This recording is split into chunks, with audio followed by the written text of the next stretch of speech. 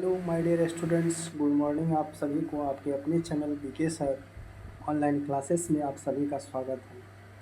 मैं आप सभी के बीच फिर से देखिए बिहार बोर्ड क्लास 10th का VVI social science subjective question लेके आया हूँ। ये सब क्वेश्चन जो है आपके परीक्षा में छपने वाले क्वेश्चन हैं। चलिए मैं अच्छे आप लोग के बीच क्वेश्चन लेके आया हूँ। एक बार सेशन को जोर शोर से शेयर कर देंगे। इस चैनल पे नए हैं तो चैनल को सब्सक्राइब कर देंगे। चलिए मैं क्वेश्चन से स्टार्ट करता हूँ। देखिए ये क्वेश्चन क्या, एटीएम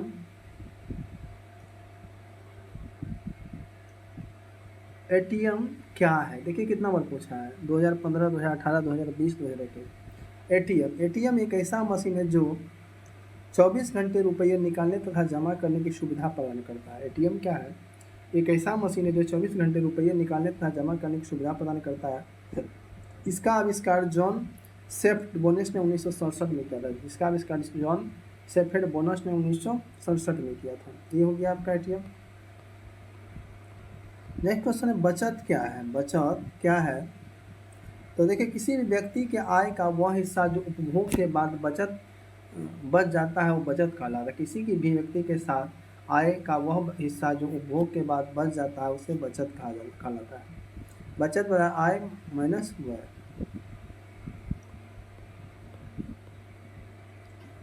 चिपको आंदोलन क्या है। चिपको आंदोलन क्या है, तो वनों की अंधाधुंध कटाई को रोकने के लिए, देखिए क्या है, वनों की अंधाधुंध कटाई रोकने के लिए उत्तराखंड राज्य में के टेहरी गढ़वाल जिले में सुंदरलाल बहुगुणा के नेतृत्व में 1972 में एक आंदोलन प्रारंभ हुआ।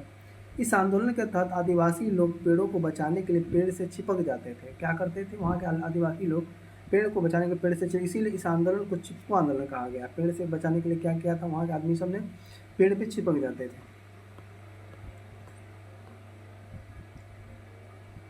इसलिए उस आंदोलन को क्या बोला गया, चिपको आंदोलन बोला गया।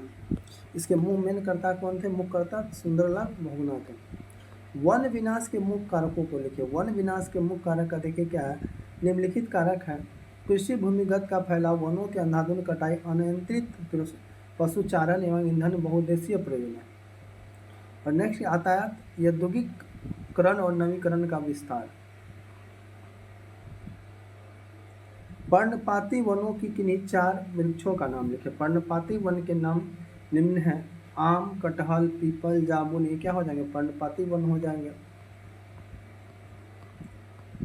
संसाधन से आप क्या समझते हैं, क्वेश्चन क्या है, संसाधन से मानवीय आवश्यकताओं की पूर्ति में सहायक सभी भौतिक एवं जैविक वस्तुएं संसाधन कहलाती है। मानवीय आवश्यकताओं की पूर्ति में सहायक सभी भौतिक एवं जैविक वस्तुएं संसाधन का, जैसे भूमि, जल, वन एवं अन्य वन प्राणी, खनिज, ऊर्जा तथा मानव आदि। ये आपका क्या है, संसाधन है। खादर मृदा और बांगर मृदा में अंतर स्पष्ट करें। खादर और बांगर मृदा में निम्नलिखित है। खादर नवीन जल मृदा को खादर मृदा कहते हैं। बांगर मृदा पुरानी जल मृदा को बांगर मृदा कहते हैं। खादर मृदा अधिक उपजाऊ होती है, बांगर मृदा कम उपजाऊ होती है। जलोढ़ मृदा से आप क्या समझते हैं, जलोढ़ मृदा से आप क्या समझ, इस मृदा में कौन कौन सी फसल लगाई जा सकती है। नदियों द्वारा बाढ़ के समय बहाकर लाई गई मृदा को जलोढ़ मृदा कहा जाता है। नदियों द्वारा बाढ़ के समय बहाकर लाई गई मृदा को क्या कहते हैं, जलोढ़ मृदा कहते हैं। चावल, गेहूं, मक्का, गन्ना, दलहन, तिलहन आदि फसलों लगाई जा सकती है। बहुउद्देशीय परियोजना से आप क्या समझते हैं। बहुउद्देशीय परियोजना से क्या समझते हैं, वैसी परियोजना जो एक साथ एक से अधिक उद्देश्यों की पूर्ति करती है बहुउद्देशीय परियोजना कहलाती है। वैसी परियोजना जो एक साथ एक से अधिक उद्देश्यों की पूर्ति करती है बहुउद्देशीय परियोजना कहलाती है। इसे बाढ़ नियंत्रित सिंचाई, विद्युत उत्पादन, मत्स्य पर्यटन आदि बहुत से उद्देश्यों की पूर्ति होती है। एक बार आप लोग सेशन को शेयर लाइक करेंगे जोर शोर से। जल संसाधन का उपयोग करें। जल संसाधन का उपयोग देखिए क्या है, इसका उपयोग निम्नलिखित है। मूल मूत्र विसर्जन, स्नान एवं कपड़ा साफ करने में, पेयजल तथा भोजन निर्माण में, खेतों की सिंचाई में, जल विद्युत निर्माण में, औद्योगिक क्षेत्र में, जलपूर्ति में, जल कृषि तथा मत्स्य में। जल संकट क्या है, आवश्यकता से कम जल की उपलब्धता जल संकट कहलाता है। आवश्यकता से कम जल की उपलब्धता जल संकट कहलाता है। स्वीडन के जल विशेषज्ञ फॉल्केन मार्क के अनुसार प्रत्येक व्यक्ति को प्रतिदिन 1000 घन मीटर जल की आवश्यकता होती है। इससे कम जल की उपलब्धता जल संकट कहलाती है।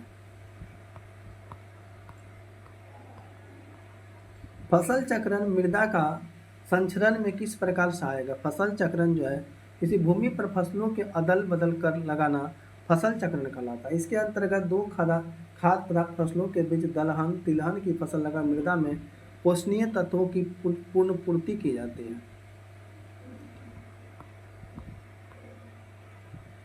सत्ता की साझेदारी से आप क्या समझते हैं?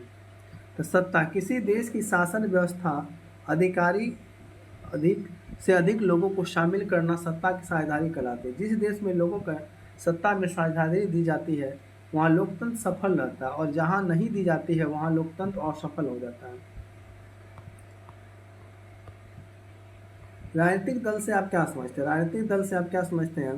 लोगों का ऐसा संगठित समूह जो चुनाव लड़ने और राजनीतिक सत्ता प्राप्त करने के उद्देश्य से काम करता है राजनीतिक दल कहलाता है। लोगों का ऐसा संगठित समूह जो चुनाव लड़ने और राजनीतिक सत्ता प्राप्त करने के उद्देश्य से काम करता है राजनीतिक दल कहलाता है। ये देखिए बीजेपी हो गया, ये आपका कांग्रेस छाप हो गया, ये आपका हो गया समाजवादी पार्टी, ये हो गया शिवसेना। साम्यवादी एक नई आर्थिक एवं सामाजिक व्यवस्था थी कैसी? देखिए साम्यवाद एक नई आर्थिक एवं समाजवादी व्यवस्था थी कैसे? साम्यवाद आर्थिक असमानता में विश्वास करने वाली वह विचारधारा जिसमें सर्वभरा वर्ग के प्रभुत्व का स्वीकार किया जाता है। रूसी क्रांति के पूर्व पूरे विश्व में पूंजीवाद का बोलबाला था जिसके तहत बुजुर्गा वर्ग सरबराह वर्ग का शोषण करता था, परंतु साम्यवाद ने वर्ग विहीन समाज की अवधारणा प्रस्तुत की और मनुष्य द्वारा मनुष्य के शोषण का विरोध किया गया। इस प्रकार स्पष्ट है कि साम्यवाद एक नई आर्थिक एवं सामाजिक व्यवस्था थी। साम्यवाद जो है एक आर्थिक और नई सामाजिक व्यवस्था थी। कार्ल मार्क्स के विषय में आप क्या समझते हैं?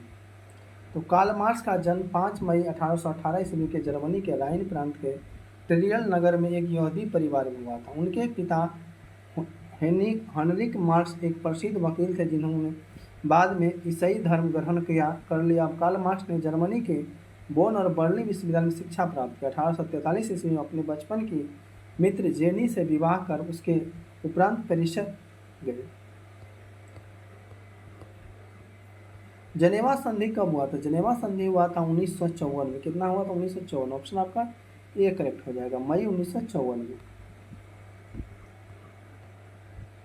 युद्ध और शांति पुस्तक किसने लिखा है? युद्ध और शांति पुस्तक लिखा है टॉलस्टॉय ने। कौन लिखा? टॉलस्टॉय। ऑप्शन आपका बी करेक्ट हो जाएगा।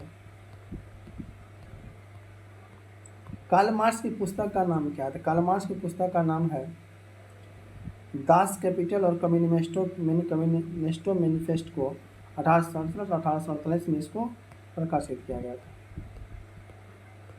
रूस में बोल्शेविक क्रांति का नेतृत्व कौन किया? रूस में बोल्शेविक क्रांति का नेतृत्व क्या लेनिन ने कब किया था? 1924 में। बोल्शेविक क्रांति का 7 नवंबर 1917 को।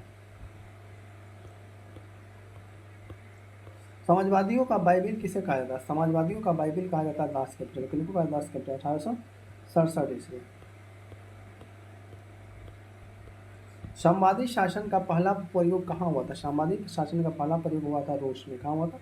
रूस। ऑप्शन आपका ए करेक्ट हो जाएगा। कार्ल मार्क्स का जन्म कहाँ हुआ था? कार्ल मार्क्स का जन्म हुआ था जर्मनी में। कहाँ हुआ था? जर्मनी। ऑप्शन आपका बी हो जाएगा। बोल्शेविक क्रांति कब हुई? तो नवंबर 1917 में। कब हुआ था? 7 नवंबर 1917 को बोल्शेविक क्रांति हुई थी। दास कैपिटल कब प्रकाशित हुआ? तो प्रकाशन किस वर्ष हुआ था? 1867 में। कितना? 1867 ईस्वी में।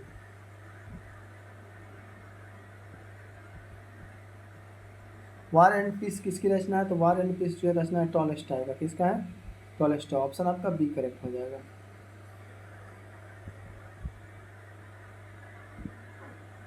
मार्क्स ने 1867 में किस पुस्तक की रचना की जिसे साम्यवादी का बाइबिल कहा जाता है? मार्क्स ने 1867 किस पुस्तक की रचना के लिए किया था? दास कैपिटल का। कब किया था? 1867 ईस्वी में। ऑप्शन आपका बी करेक्ट हो जाएगा। तो चलिए आपकी सेशन समाप्त। एक क्वेश्चन और है,